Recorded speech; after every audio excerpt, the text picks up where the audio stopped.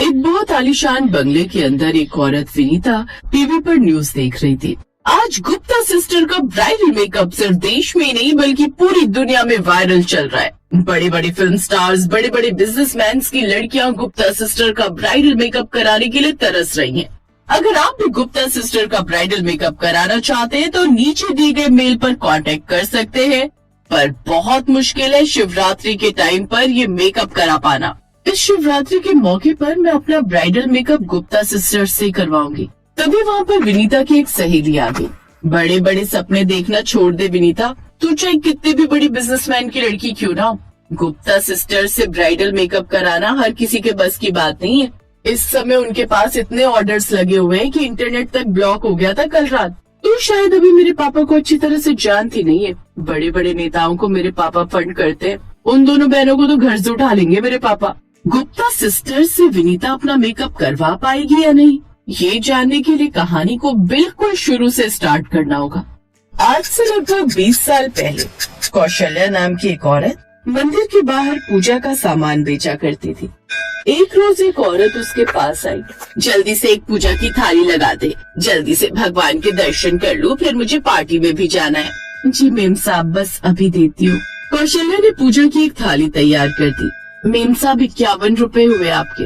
अभी पिछले साल तक तो ये प्लेट 21 रुपए की थी, अचानक 51 रुपए कर दिए। भगवान के नाम पर लूटना तो कोई तुम लोगों से सीखे। ये ले पकड़ 21 रुपए, वरना ये भी नहीं दूंगी। कौशल्या ने 21 रुपए चुपचाप ले लिए। वो औरत सीढ़ियों से चढ़कर मंदिर के अंदर चली गई। तभी कौशल्या की नजर सामने खड़ी उसकी लग्जरी कार की तरफ गई। ये लोग इतनी महंगी महंगी गाड़ियों में चलती हैं, फिर भी हम जैसे गरीबों का हक मारना इन्हें जन्म से अधिकार लगता है। वहीं दूसरी तरफ वो औरत मंदिर में पहुंच गई। भगवान की मूर्ति के सामने फूल चढ़ाए, अगरबत्ती लगाई और प्रार्थना करने लगी। हे प्रभु, मुझ जैसी अज्ञानी से अनजाने में कोई गलती हो गई हो तो उसे क्षमा कर देना। बस आशीर्वाद दीजिए कि मेरे पति को इस बार पिछली बार से दुगना कांटेक्ट मिल जाए। पंडित जी वहाँ खड़ी होकर सब कुछ सुन रहे थे। प्रार्थना के बाद पंडित जी ने कहा, बहन जी, भगवान कभी अनजाने में हुई भूल की सजा किसी को नहीं देते। अगर तुम्हें अपनी गलती पता ही नहीं है तो फिर किस बात की माफी मांग रही हो। जो गलतियाँ आपको याद होंगी उस गलती को बोलकर भगवान के सामने अगर आप प्रार्थना करोगी तो ही वो तुम्हारी गलती माफ करेंगे। पंडित जी, मैंने अपनी जिंदगी में कभी कोई गलती नहीं की, तभी तो हम लोग इतने सफल हैं। फिर भी कोई अनजाने में गलती हो गई हो तो उसकी मैं माफी मांग रही थी और कुछ नहीं।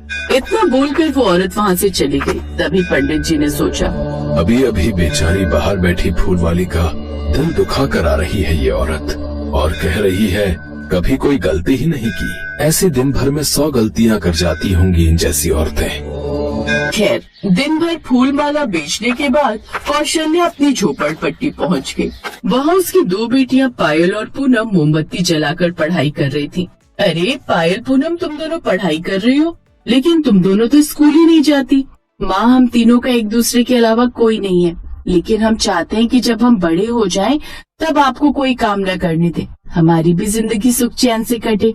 और सिर्फ सुख चैन से ही नहीं, बल्कि हम दोनों एक दिन बहुत बड़ा नाम रोशन करना चाहते हैं आपका। जब आप फूल बेचने जाती हो तब हम पास के सरकारी स्कूल में खिड़कियों से झांक झांक कर पढ़ते हैं और फिर घर आकर पढ़ लेते हैं। ये किताबें हमने कबाड़ की दुकान से खरीदी हैं 10-10 रुपए में। उनकी बातें सुनकर कौशल्या को अपनी दोनों बेटियों पर बहुत गर्व हुआ, क्योंकि वो अभी महज 10 साल की थी।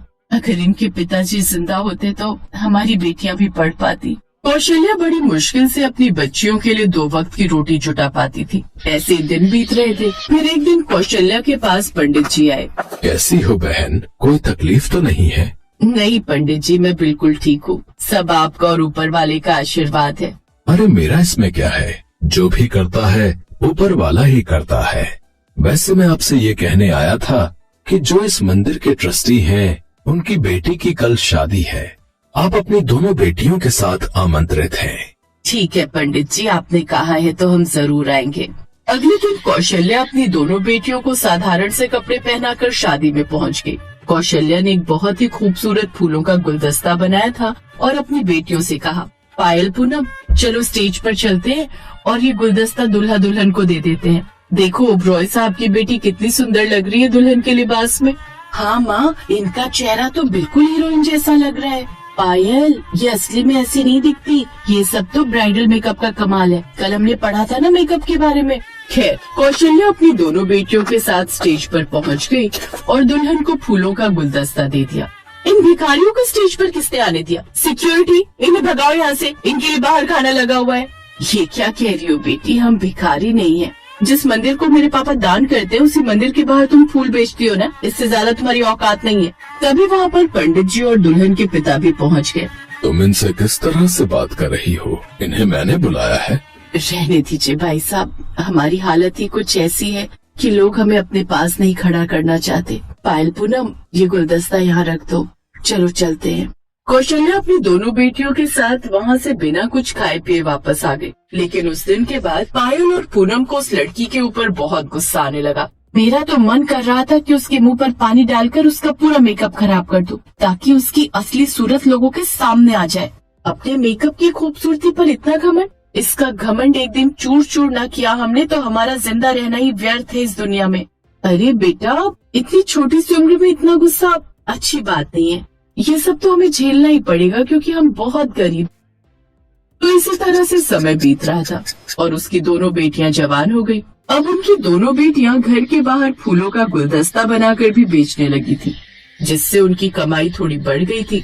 अब दोनों बेटियां अपनी माँ के साथ मिलकर वो दुकान चलाती थी। एक रोज उनकी दुकान पर महिमा नाम की एक लड़की आई जो बहुत जल्दी में लग रही थी। अरे कौशल्या आंटी, जरा एक अच्छा सा गुलदस्ता देना तो। वो क्या है ना, आज मेरी सहेली की शादी है और मैं लेट भी हो गई हूँ। ये गुलदस्ता दे दूंगी तो वो खुश हो जाएगी। मुझे उसका मेकअप करने जाना है। महिमा, मेकअप भी दूसरों से कराते हैं क्या? तुम दोनों किस दुनिया में जी रहे हो? मेकअप कराना तो बहुत बड़ा बिजनेस बन चुका है। क्या आप हमें मेकअप करना सिखा देंगी? अरे क्यों नहीं, आंटी ने मेरी बहुत मदद की है। मेरी माँ जैसी है ये। मैं ये काम खत्म करके फिर आती हूँ। महिमा गुलदस्ता लेकर वहाँ से चली गई। पूनम और पायल के पास मोबाइल भी था। जिस तरह बचपन में उन्होंने स्कूल से पढ़ाई की थी, अब मोबाइल पर भी पढ़ाई लिखाई करने लगी थी। कहने को तो वो दोनों अनपढ़ थी, लेकिन उन्हें सब कुछ आता था। इंटरनेट की पूरी दुनिया उन्होंने अच्छी तरह से पढ़ ली थी इतनी कम उम्र में। अगले दिन महिमा आ गई। आंटी, आप थोड़ी देर दुकान संभालिए, मैं इन दोनों को मेकअप करना सिखाती हूँ। ठीक है बेटा। पायल और पूनम महिमा को अपनी झोपड़ी के अंदर ले गई और वहीं पर मेकअप करना सीखने लगी। कुछ ही महीनों में दोनों को बहुत अच्छा मेकअप करना आ गया और उन्हें भी धीरे धीरे क्लाइंट मिलने लगे। अब कौशल्या बाहर अपनी फूलों की दुकान चलाती थी और दोनों बेटियां घर घर जाकर मेकअप करती थी। फिर एक रात, पूनम, अगर इस दुनिया में सबसे बड़ा बनना है तो सबसे अलग करना होगा। बड़े बड़े मेकअप आर्टिस्ट तो बहुत है इस दुनिया में, लेकिन हमें ये सोचना है कि उसमें हम क्या अलग कर सकते हैं। मैंने सोच लिया है, हम लोग अलग अलग ट्राइब के ब्राइडल मेकअप लोगों को देंगे। पहला है मोरनी ब्राइडल मेकअप, दूसरा है हिरनी ब्राइडल मेकअप, तीसरा है मैना ब्राइडल मेकअप। ऐसे ही बहुत सारे खूबसूरत खूबसूरत पक्षियों के नाम पर ढेर सारे ब्राइडल मेकअप हम लोग तैयार करेंगे। और हर मेकअप कैसा होगा वो तुझे नाम से पता चल ही रहा होगा। जिसे मोरनी वाले मेकअप में हम पूरा लुक मोरनी वाला देंगे। अरे वाह पूनम, क्या आइडिया है तेरे दिमाग में। ऐसा आज तक किसी भी मेकअप आर्टिस्ट ने नहीं किया होगा। ऐसा करते हैं, इन सभी टाइप्स के मेकअप की एक फाइल बना लेते हैं और इंटरनेट पर अपलोड कर देते हैं। मुझे वेब डिजाइनिंग भी आती है, हम खुद की एक एप्लीकेशन भी बना लेते हैं और इस ऐप के थ्रू लोग हमसे मेकअप कराने की डेट पहले फिक्स करेंगे, उसके बाद उन्हें मेकअप मिलेगा। फिर क्या था, लगातार 6 महीनों तक उन लोगों ने इंटरनेट पर मेहनत की और एप्लीकेशन बनाकर तैयार कर ली, जिसका नाम रखा गुप्ता सिस्टर्स ब्राइडल मेकअप। देखते अगले 2 सालों में ही उन दोनों का नाम पूरे देश में छा गया। बड़े बड़े सेलिब्रिटी, बड़े बड़े बिजनेसमैन की लड़कियां उनसे मेकअप कराने के लिए तरसती थी। अब कहानी एक बार फिर से प्रेजेंट टाइम में वापस आ गई। विनीता, ये देखो, मैं 10 गुना पैसे देकर गुप्ता सिस्टर्स को ले आया हूँ। मिस विनीता, शायद आपने हम दोनों को पहचाना नहीं। हम दोनों उसी फूल वाली की बेटी हैं, जिसकी आपने आज से 20 साल पहले अपनी शादी में लोगों के सामने खूब बेइज्जती की थी। और आज देखो, तुम उन्हीं दोनों से मिलने के लिए तरस रही थी। ये सब सुनकर विनीता के तो जैसे रोंगटे खड़े हो गए। वो बस हाथ जोड़कर उन दोनों के सामने खड़ी हो गई। मुझे माफ कर दीजिए आप दोनों, मेरे अंदर बहुत घमंड था जिसे आज आप दोनों ने तोड़ दिया है। इसीलिए मेहनत करते रहिए। वक्त सभी का आता है, किसी को छोटा नहीं समझना चाहिए। वक्त कभी भी करवट ले सकता।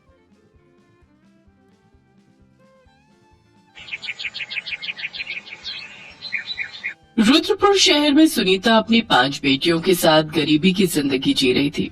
उसका पति शराबी और जुआरी था जो सारा दिन नशे में चूर रहता था। उसे अपने परिवार की कोई चिंता नहीं थी। सुनीता किसी तरह अपने खेत में सब्जियां उगाकर उन्हें बाजार में बेचा करती थी, जिससे थोड़ी बहुत रोजी रोटी कमा पाती थी। एक रोज जब वो सब्जियां बेचकर घर आती है तो उसकी बड़ी बेटी सलोनी उससे कहती है, माँ आ गई तुम? थक गई होगी ना, चलो हाथ धो लो, मैं खाना लगा देती हूँ। तभी उसका पति मोहन वहाँ शराब के नशे में चूर होकर आता है और उससे पैसे छीनने की कोशिश करता है। ला इधर दे पैसे, मैं कहता हूँ सारे पैसे इधर ला। एक तो सारा दिन शराब पीकर पड़े रहते हो, अपने परिवार के बारे में जरा भी ख्याल नहीं है तुम्हें। ऊपर से जो मेहनत से पैसे कमाए हैं उन्हें भी छीन लो। चुप कर तू, वो जमीन मेरे बाप की है समझे, जिसपे तू खेती करेगा, सब्जियां उगा रही है समझी, तेरे बाप ने दहेज में नहीं दी। और तू सलोनी और नेहा मेरे साथ चलो, मैं जग्गा के साथ जुए में तुम दोनों को हार गया हूँ, इसलिए आज से तुम उसकी संपत्ति हो। चलो चलो मेरे साथ। खबरदार जो मेरी बेटियों को हाथ भी लगाया। अरे कैसे बाप हो अपनी बेटियों को दांव पर लगाए। छी, शर्म आनी चाहिए तुम्हें। मुझे तो तुम्हें इनका बाप कहने में शर्म आ रही है। चले जाओ यहाँ से, तुम्हारा मेरी बेटियों पर कोई हक नहीं है। तू रोकेगी मुझे? है तू रोकेगी मुझे? अभी बताता हूँ मैं तुझे।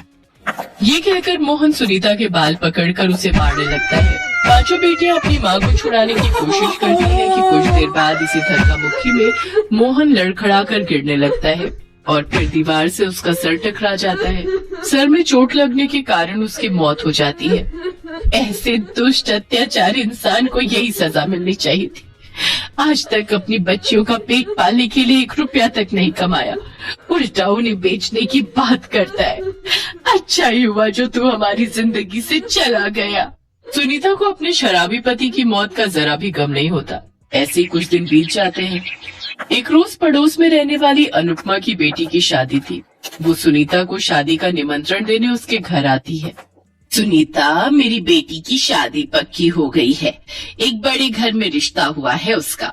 ये ले उसकी शादी का कार्ड। तू अपनी 5 बेटियों को लेकर जरूर आना। हाँ अनुपमा बहन, मैं जरूर आऊंगी। अच्छा, वैसे तुम कब कर रही हो अपनी बेटियों की शादी? क्या उन्हें घर पर ही बैठाने का इरादा है?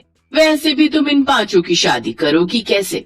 तुम्हारा पति शराबी था, उसने तो कुछ कमाया नहीं, और जो कुछ तुम कमाती हो उससे तो बड़ी मुश्किल से तुम्हारा 2 वक्त का गुजारा निकल पाता होगा। मुझे तो तुम्हारे बारे में सोचते हुए बड़ी ही दया आती है। कैसे हाथ पीले करोगी उन सब के। अनुपमा बहन, अब जो उनकी किस्मत में लिखा होगा वही होगा। सुनीता ऐसा कहकर बात टाल देती है, लेकिन वो अच्छे से जानती थी कि अनुपमा उसे ताने दे रही थी। कुछ समय बीतने के बाद निधि की शादी में सुनीता अपनी 5 बेटियों के साथ पहुंचती है, जहां निधि का ब्राइडल लहंगा देखकर सभी उसके लहंगे की बहुत तारीफ करते हैं। सुनीता की तीसरी बेटी अर्चना भी निधि से कहती है, निधि तुम्हारा ब्राइडल लहंगा कितना सुंदर है। काश कि मुझे भी अपनी शादी पर इतना सुंदर लहंगा पहनने को मिले। अरे ये लहंगा तो मेरे ससुराल वालों ने फॉरेन कंट्री से मंगवाया, जो कि बहुत ही महंगा है, और तुम जैसी गरीब लड़कियां तो सपने में भी इतना सुंदर लहंगा नहीं देख सकती। निधि, तुम्हें हमारी गरीबी का मजाक उड़ाने का कोई हक नहीं है, समझी? और हम जानते हैं कि हमारी माँ ने हमें कितनी मेहनत से पाल पोस कर बड़ा किया है। वो हमारे लिए जो भी करेंगी वो हमें अच्छा ही लगेगा। वो 5 बहनें बहुत ही समझदार थी। वो अपनी माँ की हालत जानती थी, इसलिए वो किसी भी चीज की फरमाइश नहीं करती थी। एक रोज सुनीता की तबीयत थोड़ी खराब थी तो उसकी मंझली बेटी रेखा उससे कहती है, माँ आज तुम काम पर मत जाओ, तुम्हारी तबीयत ठीक नहीं है। आज आपकी जगह मैं सब्जियां बेचने चली जाती हूँ। लेकिन बेटी तू कैसे? वो ठीक कह रही है माँ, और मैं घर का सारा काम करूंगी और अर्चना और छोटी आपकी सेवा करेंगी। इस तरह 5 अपना काम बांट लेती हैं। उधर रेखा सब्जियां बेचने चली जाती है, जहाँ उसके ठेले पर एक औरत उर्मिला आती है और रेखा से कहती है, बेटा मुझे सभी सब्जियां 1-1 किलो बांध दो। अच्छा, वैसे क्या नाम है तुम्हारा? यहाँ नई लगती हो। जी मेरा नाम रेखा है और मैं सुनीता जी की बेटी हूँ। आज माँ की तबीयत खराब थी इसलिए मैं आई हूँ। अच्छा, तुम सुनीता की बेटी हो।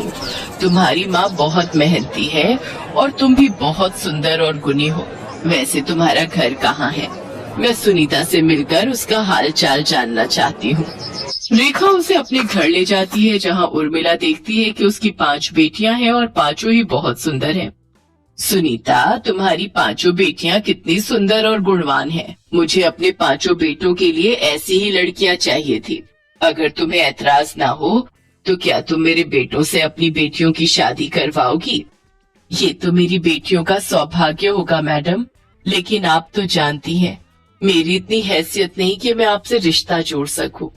उन सब की चिंता तुम मत करो, मैं दहेज के एकदम खिलाफ हूँ। तुम बस अपनी 5 बेटियों को शादी के जोड़े में विदा कर देना, वही मेरे लिए काफी है।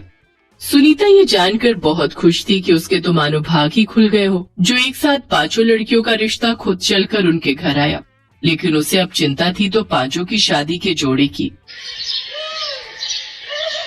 हे भगवान, मेरे पास तो इतने भी पैसे नहीं है कि मैं अपनी 5 बेटियों को शादी का जोड़ा दिला सकूं। तभी उसकी बेटी सलोनी वहां आती है और अपनी माँ से कहती है, माँ, आपको चिंता करने की कोई जरूरत नहीं है। ये देखिए, हमने पुरानी साड़ियों से और कतरन से 5 ब्राइडल लहंगे बनाकर तैयार किए हैं। क्या? सचमुच? ये तो बहुत ही सुंदर है, उस निधि के ब्राइडल लहंगे से भी कहीं ज्यादा। लेकिन तुम 5 ने सिलाई कब सीखी? जब आप सब्जी बेचने जाती थी, हमने सिलाई सीखकर ये लहंगे सिले हैं। फिर 5 अपनी शादी पर वो ब्राइडल लहंगे पहनती हैं, जिनमें वो 5 बहुत ही खूबसूरत लग रही थी। उन 5 की शादी एक बड़े घर में हो जाती है। वो 5 अब अपनी माँ को भी अपने साथ अपने ससुराल में ही रखती है और अपनी सास और माँ की खूब सेवा करती हैं। Best buddies.